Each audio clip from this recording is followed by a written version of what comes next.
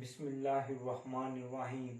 आज हम class 11th की मैथमेटिक्स को शुरू करने से पहले हम सबसे पहले इंट्रोडक्शन टू ज्योमेट्री करेंगे।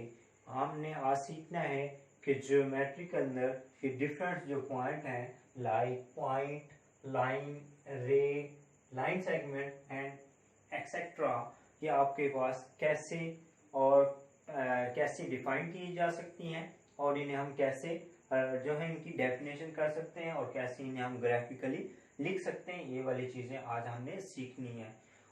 इस लेक्चर को स्टार्ट करने से पहले मैं आप सभी लोगों से रिक्वेस्ट करूंगा जिन्होंने अभी तक मेरे चैनल को सब्सक्राइब नहीं किया वो इस चैनल को सब्सक्राइब करने के साथ साथ इसके ऊपर बेल आइकन के ऊपर ऑल को क्लिक लाजमी कर दीजिएगा ताकि अपकमिंग वीडियो आपको मिलती रहे। सबसे पहले हम यहाँ पे डिस्कस करेंगे कि पॉइंट कि ज्योमेट्री के अंदर एक पॉइंट से क्या मुराद है। पॉइंट सिंपल सी बात है। अगर हम पॉइंट को बात करेंगे तो पॉइंट हमारे पास सिंपल एक पॉइंट ही हमारे पास कहलाता है।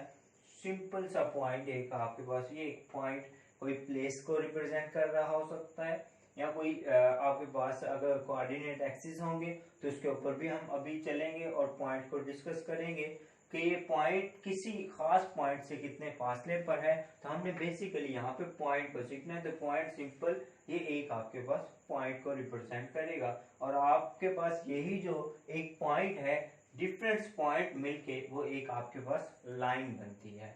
लाइन को अगर हम डिफाइन करेंगे तो लाइन ये आपके पास ग्राफिकली ये वाली आपके पास ये जो ग्राफ मैंने ये एक लाइन खींची है ये आपके पास लाइन कहलाती है।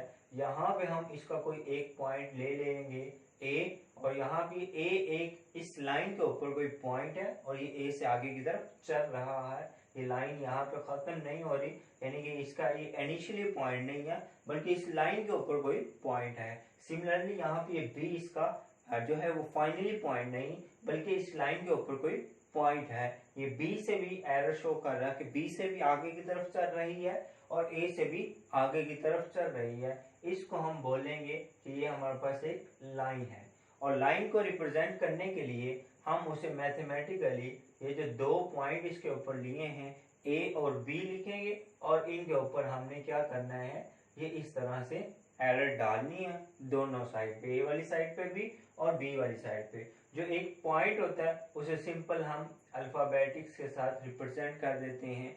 ए नाम रख दिया, एल नाम रख लिया, एम नाम रख लिया, उसको कोई ना कोई नाम नहीं। ये हमारे पास एक पॉइंट को रिप्रेजेंट करने के लिए सिर्फ अल्फाबेटिक्स यूज किए जाते हैं। सिमिलरली आप देखें इस लाइन के ऊपर ये एक पॉइंट है इसे हमने ए पॉइंट का नाम दिया और ये एक पॉइंट है इसे हमने बी पॉइंट का नाम दिया क्योंकि ये दोनों तरफ लाइन आगे की तरफ बढ़ रही होती है इसलिए ये हमारे पास एक टाइप है। और अगर आप लोग देखें ये जो एक लाइन है इसके अंदर अगर हम ये इसे थोड़ा सा डिवाइड कर दें तो ये इतना सा हिस्सा जो आपको नजर आ रहा है ये एक पॉइंट है।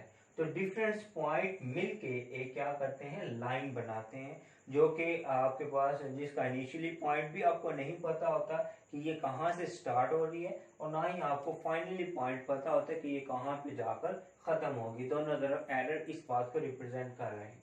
लाइन के बाद अब हम डिस्कस करते हैं रे के बारे में। रे जिसे कि हम उर्दू में कहते हैं शुआ। शुआ या रे क्या होगा ये लाइन और शुआ में लाइन और रे में सिंपल सा ये डिफरेंस है कि रे के अंदर आपके पास उसका इनिशियली पॉइंट एग्जैक्टली मालूम होता है। इनिशियली पॉइंट से ये पीछे की तरफ नहीं चल रही होती। इनिशियली पॉइंट यानी कि जो इसका स्टार्टिंग पॉइंट है वो हमें ऑलरेडी पता होता है और इसके ऊपर ये इसी रे के ऊपर कोई पॉइंट बी है और ये बी से आगे की तरफ चल रही है। ग्राफिकली ये जो लाइन है ये हमारे पास रे बनती है और आगे चल के हम देखेंगे यही जो रे है ये एक एंगल बनाने के अंदर काम भी आ रही होती है। फिर उसके बाद यहाँ पे देखिएगा ये एक रे है इसको हम मैथमेटिकली रिप्रेजेंट करने के लिए इसके ऊपर एक पॉइंट ए हमने लिया हुआ है और एक पॉइंट बी लिया हुआ और आप यहाँ पे देख रहे हैं कि ए वाली पॉइंट की हमें एग्जैक्टली पता है उस साइड पे नहीं बल्कि बी वाली पॉइंट से आगे की तरफ चल रहा है। तो बी वाली पॉइंट वाली साइड पे हम इसे एरर डालेंगे तो ये जो लिखा होगा इसे हम बोलेंगे ए बी रे या उर्दू मीडियम में इसे बोलेंगे ए बी शुआ। अब उसके बाद रे के बाद अब हम देखते हैं लाइन सेगमेंट। वैसे तो लफ्ज जो है सेगमेंट, सेगमेंट का मतलब होता है टुकड़ा। तो यहाँ पे आपके पास ये लाइन का सेगमेंट है, लाइन का सेगमेंट का मतलब यहाँ पे होगा लाइन का टुकड़ा। मसलन कि ये जो आपके पास एक लाइन है, इसके ऊपर मैं पॉइंट ए लिया, इसका पॉइंट ए लिया और इसके ऊपर ये पॉइंट बी लिया। ये जो पॉइंट ए और ये पॉइंट बी है, अगर हम ये शो करें, ना ही ये पॉइंट ए से आगे की तरफ चल रही है और ना ही ये पॉइंट बी से आगे की तरफ चल रही है, बल्कि ए इसका इनिशियली पॉइंट है और ए बी इसका फाइनली पॉइंट है। और अगर आप लोग देखें, यही एक लाइन का टुकड़ा है, यानी कि ये लाइन सेगमेंट है। तो लाइन सेगमेंट को हम यूं रिप्रेजेंट करते हैं, जिसका हमें इनिशियली पॉइंट का भी पता होता है और फाइनली पॉइंट का भी पता होता है। मैथमेटिकली हमने इसके जो इनिशियली पॉइंट और जो फाइनली पॉइंट है उसे लिख के उसके ऊपर एक बार डालते हैं और इसके ऊपर एरर का साइन नहीं आएगा। अब डिफरेंस भी देखते जाएं कि पॉइंट को, लाइन को, रे को और उसके बाद लाइन सेगमेंट को किस तरह से ग्राफिकली रिप्रेजेंट कैसे किया जाता है और उसे हम मैथमेटिकली कैसे राइट करते हैं, उनके लिए सिंबल क्या यूज होते हैं। अच्छा, भी लाइन सेगमेंट के बाद अब हम डिस्कस करेंगे bisection of a line. Bisection का मतलब यहाँ पे आप लोगों को याद रहना चाहिए, बाइसेक्शन का मतलब दो बराबर हिस्सों में उसे डिवाइड करना। बाइसेक्शन का मतलब दो बराबर हिस्सों में उसे डिवाइड करना। यहाँ पे हमारे पास बाइसेक्शन ऑफ लाइन सेगमेंट है, ये लाइन सेगमेंट, अभी हमने ये लाइन बनाई है, अब हमने इसी का लाइन सेगमेंट का हमने बाइसेक्शन भी देखना है। जैसे कि बात मैं कर चुका हूँ, बाइसेक्शन से मुराद उसे दो बराबर हिस्सों में डिवाइड करना है। तो आपने प्रीवियस क्लासेस के अंदर भी सीखा होगा। मैं अब यहाँ पे आपको यही बात जो दोबारा से जो ना वो यहाँ पे कोड कर रहा हूँ, आपको दोबारा से बता रहा हूँ। ये आपके पास एक लाइन सेगमेंट है। लाइन सेगमेंट के बिल्कुल दरमियानी नुक्ता लेने के लिए हम क्या करते हैं, यहाँ पे अपनी जो हमारे पास कंपास होती है उसका जो नोकदार हिस्सा होता है उसे हम इस एंडिंग पॉइंट पे या फिर इस एंडिंग पॉइंट में रखते हैं और उसके बाद हम अपने उसके अंदर पेंसिल जो एडजस्ट की होती है उसे हमने इस लाइन सेगमेंट के हाफ से थोड़ा सा, यहाँ पे आपको नजर आ रहा है कहीं पे, यहाँ पे इसका हाफ है, आपने हाफ से थोड़ा सा ज्यादा अपनी कंपास को ऊपर रखते हुए एक आर्क इस साइड पे लगा देनी है और एक आर्क इस साइड पे लगा देनी है। अब आपने जितनी कंपास को ओपन किया हुआ है उतनी ही कंपास को ओपन रखते हुए आपने इस साइड पे चले जाना है और इस साइड पे जाने के बाद एक आर्क फिर से आप इस साइड पे लगाएंगे और एक आर्क इस साइड पे लगाएंगे। मैं क्योंकि यहाँ पे ये जो है बाय हैंड बना रहा हूँ तो इसमें थोड़ी सी गलती कोताही हो सकती है, आप लोगों ने अपने कंपास के जरिए से मिलानी। उसके बाद ये देखा, ये जो आर्क यहाँ पे मिल रही है और ये आर्क मिल रही है, आपने स्केल की मदद से इन दोनों आर्क को मिलाने वाली एक सीधी लाइन खींच लेनी है। ये वाला जो आपके पास बिल्कुल मिड पॉइंट इस लाइन सेगमेंट का आ जाएगा, इसे मैं कह देता हूँ पॉइंट एम। ये मिड पॉइंट है ए बी लाइन सेगमेंट का। और ये जो लाइन आ रही है ये एक लाइन है, इसके ऊपर इस पॉइंट को मैं नाम दे रहा हूँ एल का और इस पॉइंट को मैं नाम दे रहा हूँ एम का। ये इधर भी आगे की तरफ चल रही, इधर भी।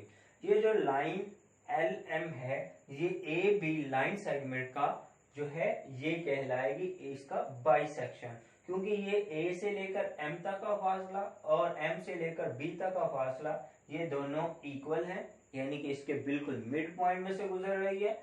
और इसके बाद अगर आप लोग देखें तो ये इसके साथ 90 का एंगल भी बना रही है। तो हम इसे ये भी कह सकते हैं कि राइट बाइसेक्टर, ये जो आपके पास इसके अंदर एंगल जो है वो भी 90 का बन रहा है, इसलिए ये जो इसके अंदर इसकी बाइसेक्शन है उसे हम कहेंगे राइट बाइसेक्शन और right bisection of a line segment. ये एक लाइन सेगमेंट की राइट बाइसेक्टर लाइन आपके पास यहाँ पे ड्रा हो जाएगी जी। उसके बाद अब हम देखते हैं कि एंगल क्या चीज होती है और एंगल को हम कैसे बनते हैं।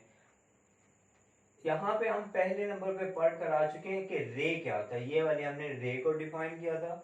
मैं यहाँ पे एक रे ये ड्रा कर रहा हूँ, ये एक रे है, इसके इस पॉइंट को मैं नाम दे रहा हूँ ए को और ये जहां से शुरू हो रही उस पॉइंट को नाम दे रहा हूँ मैं ओ का। जब ये एक रे और उसके बाद ये दूसरी रे, ये यू मैं बना रहा हूँ, इसके इस पॉइंट को मैं नाम दे रहा हूँ बी का। तो एक आपके पास यहाँ पे रे हुई ओ ए, क्योंकि ए की तरफ ये आगे की तरफ चल रहा है इसलिए ये एक ओ ए रे है।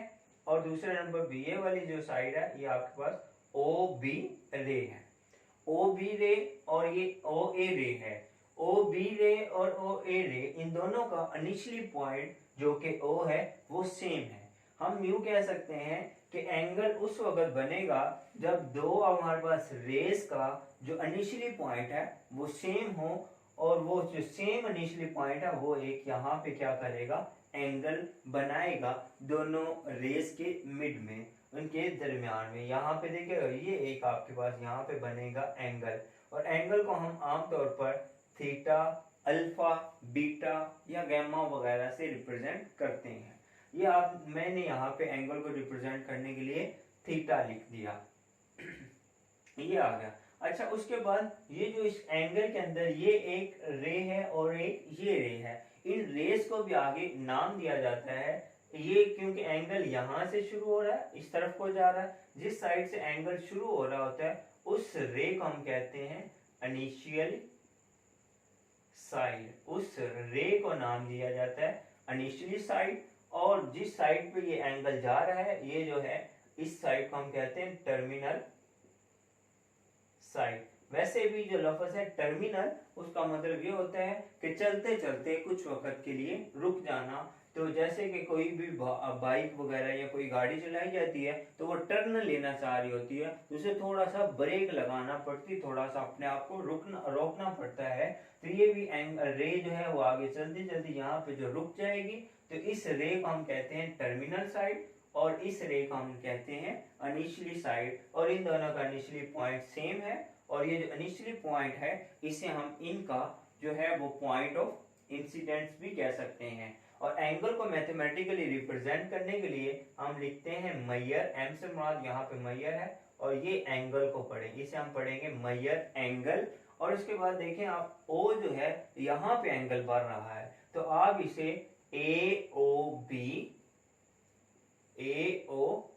एंगल के साथ, ओ जहां पे एंगल बन रहा है उसे आप मिड में ही रिप्रेजेंट करेंगे, या फिर और मैयर एंगल आप इसे यूं भी कह सकते हैं बी ओ ए, यानी कि बी पहले, ओ मिड में ही रहना चाहिए, चाहे इसे इस तरह से रिप्रेजेंट कर दें चाहे। लेकिन आपने एक बात का खास ख्याल रखना है कि जो जहां पे जिस पॉइंट पे ये दोनों इनिशियली पॉइंट है इनका जो, वो मिड में ही आना चाहिए। इस सूरत हाल में भी हम एंगल को रिप्रेजेंट कर सकते हैं, इससे इस तरह से भी उसे रिप्रेजेंट कर सकते हैं। उसके बाद हमारे पास आता है bisection of an angle. Bisection की हम पीछे भी बात करके आ चुके हैं कि बाइसेक्शन का मतलब होता है कि उसे दो बराबर हिस्सों में डिवाइड करना। ये हमारे पास एक जो एंगल बन चुका है जिसके अंदर ये वाली रे ओ ए रे है, और ये वाली रे हमारे पास ओ बी रे है। इसकी इनिशियली और टर्मिनल साइड को भी हम पहले डिस्कस कर चुके हैं। तो अब बाइसेक्शन ऑफ एंगल एक ऐसी रे होगी, एक ऐसी रे होगी जिसका भी उसका भी इनिशियली पॉइंट यही होगा, और इस एंगल के बिल्कुल वो मिड में से गुजरेगी। यानी कि ये जो एंगल है इसे दो इक्वल पार्ट्स में वो डिवाइड करते हुए जाएगी। इसे मैं कह रहा हूं ओ एम रे। ये जो ओ एम रे है, ये ओ एम रे इस एंगल ए ओ बी जो है एंगल, इसका ये बाइसेक्शन एंगल कहलाएगी। बाइसेक्शन एंगल का मतलब यहाँ पे हम ये कह सकते हैं कि मैयर एंगल, ये टोटल आपके पास था ए ओ बी।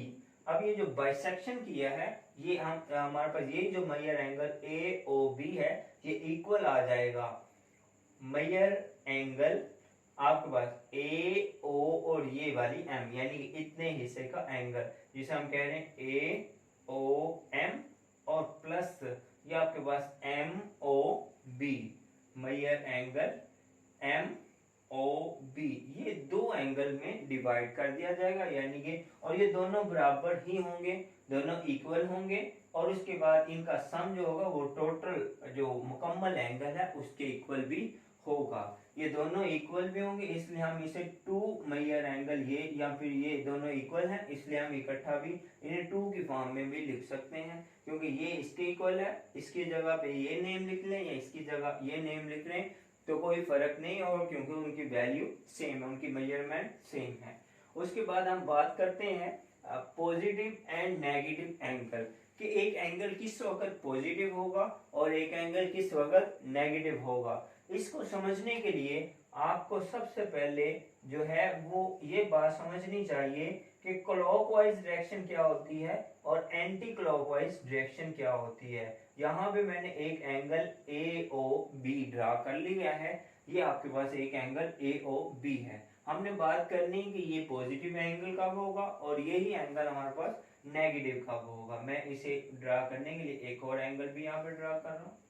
इसे मैं अब यहाँ पे ए ओ ही रिप्रेजेंट करूंगा और ये यू हो जाएगा ए ओ बी। ये आपके पास ए ओ बी एक एंगल ये बन गया और एक एंगल ए ओ बी ये बन गया। हमने एक में बात करनी कि ये पॉजिटिव होगा और एक में हमने बात करनी ये नेगेटिव होगा।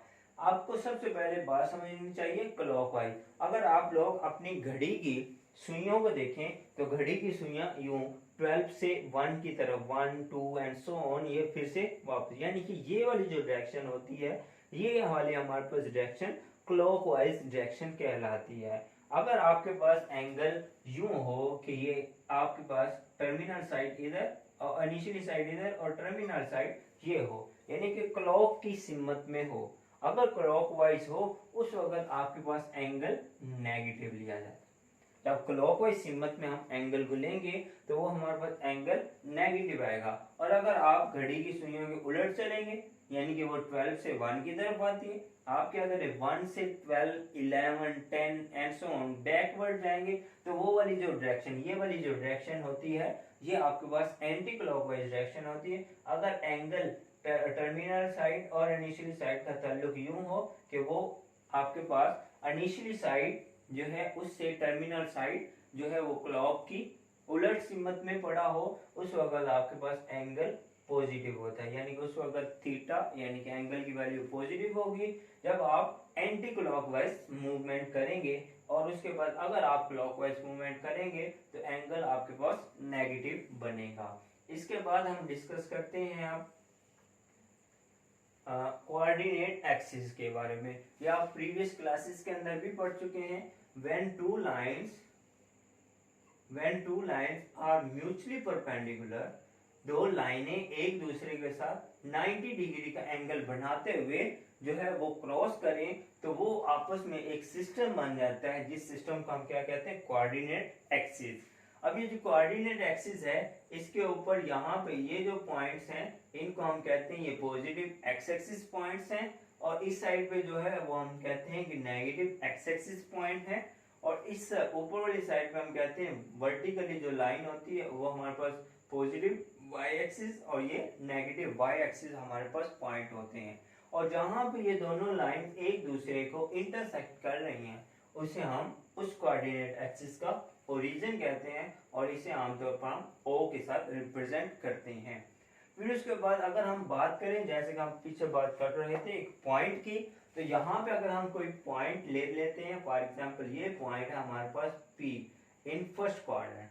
फर्स्ट क्वाड्रेंट के अंदर अगर हम ये ले लें, अच्छा उससे पहले आपको फर्स्ट सेकंड और थर्ड क्वाड्रेंट के बारे में बता दूं। ये इतना हिस्सा ये जो है ये इस कोऑर्डिनेट एक्सिस का फर्स्ट क्वाड्रेंट पार्ट कहलाता है और उसके बाद यहाँ से लेकर इस नेगेटिव एक्सिस के तक का फासला ये इसका जो है वो सेकंड क्वाड्रेंट और ये थर्ड क्वाड्रेंट और उसके बाद ये फोर्थ क्वाड्रेंट होता है। यूं आपके पास एक कोऑर्डिनेट एक्सिस कोऑर्डिनेट सिस्टम को फोर जो है क्वाड्रेंट्स में जो है वो डिवाइड किया जाता है। हमने पॉइंट P एक ऐसा पॉइंट लिया जो कि फर्स्ट क्वाड्रेंट में है। अगर हमारे पास ये पॉइंट है तो इसमें पहले नंबर पे एक्स एक्सिस के तौर पर और फिर उसके बाद वाई एक्सिस तौर पर दोनों तरफ से हम इसका फासला चेक करेंगे।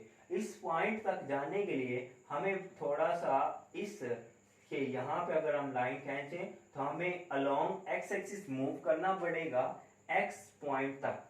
ये जो x हमने लिखा है उतने पॉइंट तक एक्स एक्सिस तक जाना पड़ेगा।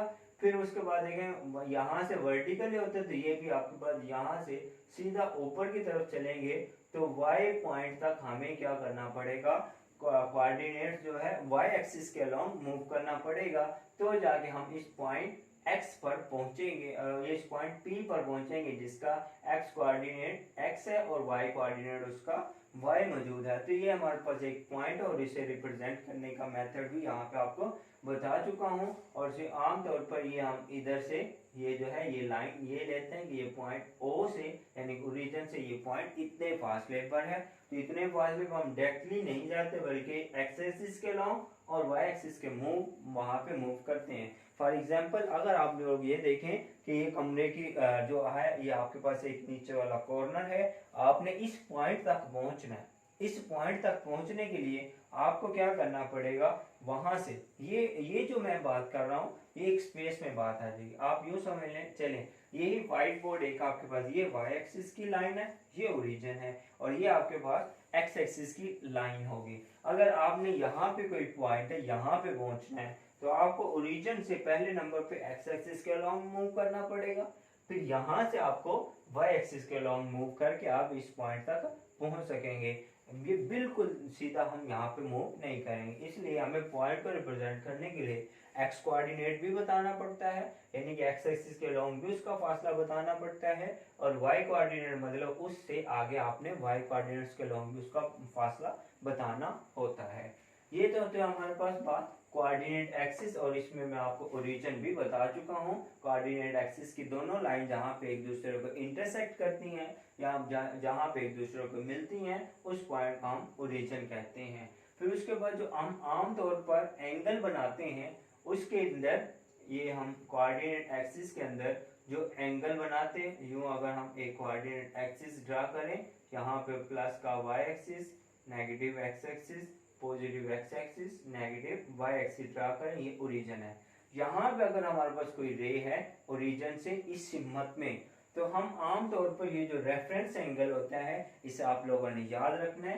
रेफरेंस एंगल हमेशा हम पॉजिटिव एक्स एक्सिस वाली साइड को रेफरेंस एंगल लेते हैं, तो यहाँ से हम एंगल इस तरफ को बनाएंगे। आप कभी भी नहीं देखेंगे कि एंगल इधर से लेकर इधर तक बनेगा, ऐसा नहीं होगा। या फिर पॉजिटिव वाई एक्सिस से भी नहीं लिया जाएगा, नेगेटिव वाई एक्सिस से, या फिर ये आपके पास ये जो नेगेटिव एक्स एक्सिस इससे भी एंगल को नहीं लिया जाएगा। हमेशा जो है हमारे पास रेफरेंस एक्सिस या फिर रेफरेंस साइड जो होती है, जो निचली साइड होती है कोऑर्डिनेट एक्सिस में, वो पॉजिटिव एक्स एक्सिस होती है, और हमने हमेशा एंगल जो होता है वो पॉजिटिव एक्स एक्सिस से ही बनाना होता है। उसके बाद यहाँ पे terminal side of an angle, ये जो टर्मिनल साइड और जो आपके पास था इनिशियली साइड और टर्मिनल साइड, इसको मैं यहाँ पे आपको डिस्कस कर चुका हूँ।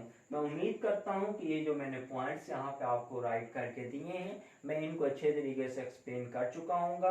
लेकिन फिर भी अगर कोई बात ऐसी है जो आपको समझने में जो है वो दुश्वारी पेश आई है, आप नहीं समझ सके, तो आप मुझे वो कमेंट्स करके उस बात को मुझसे क्लियर करवा सकते हैं। Thank you. अल्लाह हाफिज़।